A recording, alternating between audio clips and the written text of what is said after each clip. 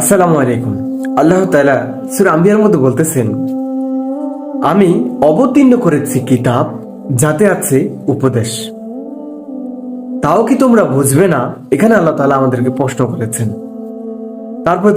তারপরে তিনি বলতেছেন, আমি বহু জনপদ ধ্বংস করেছি যাদের অধিবাসীরা ছিল জালিম, তাদের পরিবর্তে অপর জাতিকে সৃষ্টি করেছি। আল্লাহ তাআলা আরো বলতেছে, যদি আমি ছাড়া অন্য ইলা থাকতো তাহলে পৃথিবী সহ উভয় সবকিছু ধ্বংস হয়ে যেত।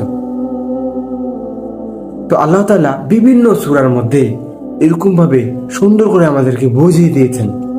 তারপরও আমরা অজ্ঞতা বসে আমরা নিজের খেয়াল খুশি মতো বিভিন্ন ভাবে শিরক করে যাচ্ছি অথবা আল্লাহ বিরোধী কথা বলে যাচ্ছি, যেটা আমাদের জন্য অকল্যাণজনক এবং শাস্তির প্রাপ্যযোগ্য হতে পারে।